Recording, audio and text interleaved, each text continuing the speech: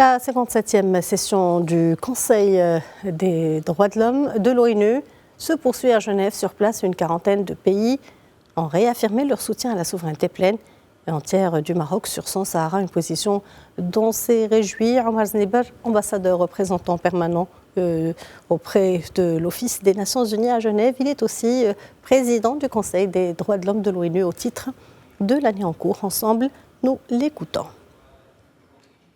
C'est une déclaration d'importance, naturellement, qui vient soutenir la position de notre pays pour ce qui concerne son intégrité territoriale.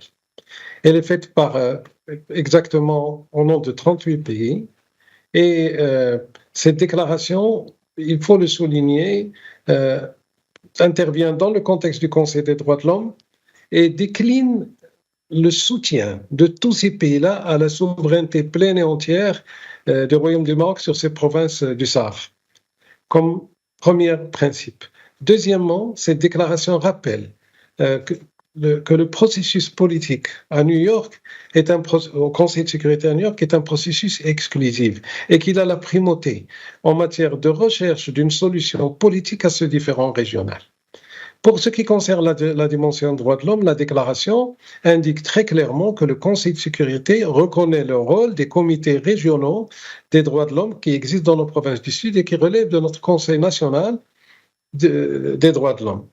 Donc, c'est une déclaration de toute clarté. Davantage, elle se félicite de la création, par exemple, de consulats dans les villes de l'Aïn et de Dakhla, qui reflètent, si vous voulez, l'exercice de la souveraineté marocaine en pleine reconnaissance au plan international. Ce que je voudrais souligner davantage, c'est que cette liste de pays s'agrandit au fur et à mesure que nous avançons année après année dans les travaux du Conseil. Nous sommes actuellement 38 pays. Cela ne veut pas dire naturellement qu'il n'y a que 38 pays qui soutiennent la position du Maroc, bien au-delà, plus d'une centaine de pays comme cela est bien connu.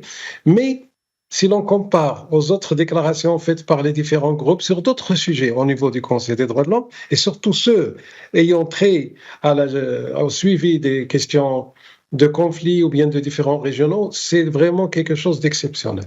Voilà donc le contenu de cette déclaration. J'aimerais souligner aussi que les pays qui figurent sur cette liste proviennent de toutes les régions du monde, de l'Afrique, de l'Asie, de l'Amérique, n'est-ce pas, de tous les continents, de l'Europe également. Ce qui est très important aussi, ce qui est à souligner, c'est que ce groupe transcende les différents groupes régionaux et politiques qui existent au sein du Conseil. Donc tout cela a une signification très importante pour nous.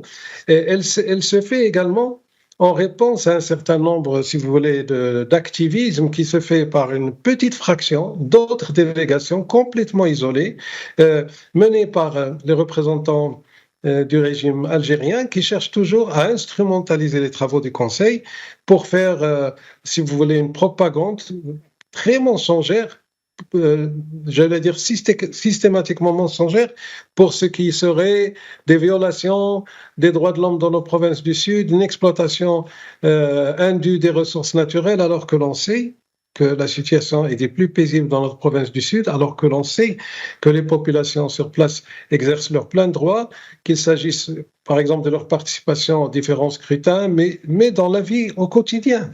Et pour ce qui concerne la supposée exploitation des ressources dans nos provinces du Sud, le monde entier voit aujourd'hui les réalisations exceptionnelles, les réalisations historiques de notre pays, sur tous les plans, infrastructures, développement économique, surtout formation, éducation, y compris bien sûr des infrastructures de rang mondial, comme j'ai l'habitude de le dire, dans nos provinces du Sud, qui sont aujourd'hui en plein développement et qui constituent un trait d'union fondamental de notre pays dans son aire régionale et au-delà dans son aire continentale.